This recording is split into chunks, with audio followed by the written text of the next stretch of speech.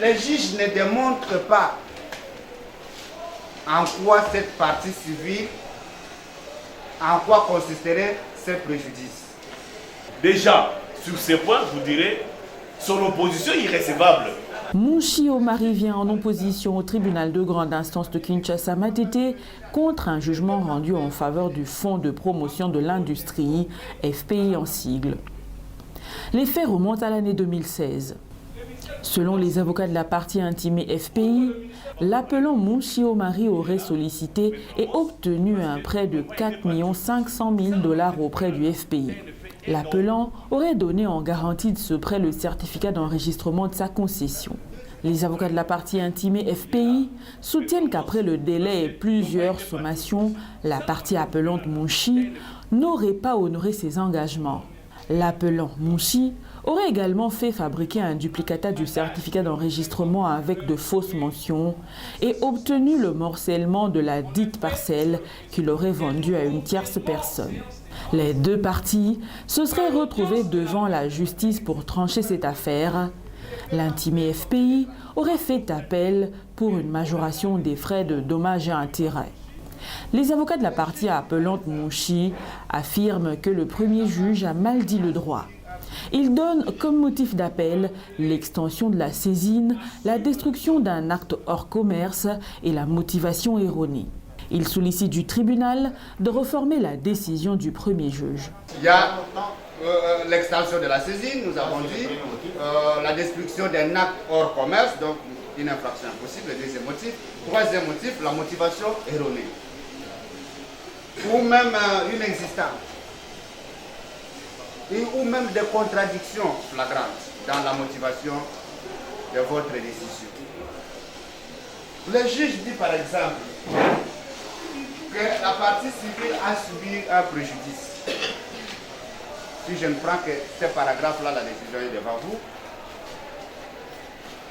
Les juges ne démontrent pas en quoi cette partie civile, en quoi consisterait ce préjudice. Ces préjudices sont évalués de quelle manière? Et donc, votre honneur, voilà le motif qui nous demande de revenir vers vous pour réformer la décision. Les avocats de la partie intimée FPI affirment pour leur part que la partie appelante n'a pas comparu au premier degré. Ils soutiennent que le premier juge avait déclaré l'appel de la partie Mounchi irrecevable pour défaut d'intérêt. Ils demandent au tribunal de déclarer cette action irrecevable. Les jugements rendus sous RPA 3982 s'est limité, n'est-ce pas, à déclarer l'appel de la partie Mounchi irrecevable pour défaut d'intérêt. Alors, vous verrez que la partie Mounchi ne saura pas prendre ne fût-ce que ce jugement ait évoqué une page dans laquelle votre tribunal a utilisé cette motivation. Nous sommes à l'instance d'opposition. Parce que lorsqu'on vient à l'opposition, on vient vous démontrer, vous avez mal dit les droits à tel point. Voilà ce que vous aurez pu dire, votre honneur. Alors, moi j'ai les jugements avec moi. Dans ces jugements, le premier juge dit ceci. Je suis au 8e feuillet. 4e paragraphe. N'a pas comparé, donc l'appelant. L'intimé n'a pas pu donner le motif de son appel, ni moins sa version des faits. Et le tribunal fera application de l'article 17, alinéa 2 du Code de procédure pénale.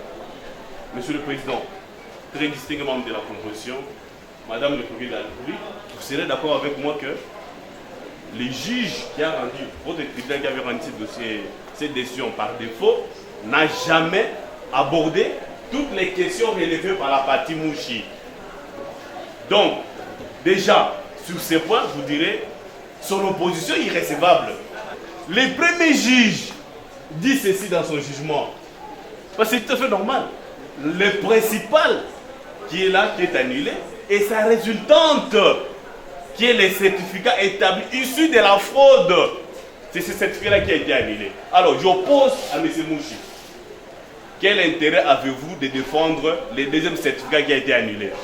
Parce que ce n'est pas en votre nom. Défaut d'intérêt. Nul ne plaide par procureur. Donc, c'est pour dire que le premier juge a bien dit le droit sur ce point. Le ministère public, dans son avis, demande au tribunal de revoir l'œuvre du premier juge quant à la peine infligée à l'appel. La parole de nous accorder, nous sommes en appel parce que le jugement rendu au premier degré, la décision qui a été prononcée, dont la peine est de 3 mois de servitude pénale, selon nous avons jugé cette peine dérisoire car c'est en deçà de la peine minimale légale. On veut que ce soit le maximum de peine. Oui. C'est ça, Monsieur le Président. Après avoir entendu toutes les parties et l'avis du ministère public, le tribunal clôt le débat, prend la cause en délibéré pour se prononcer dans le délai de la loi.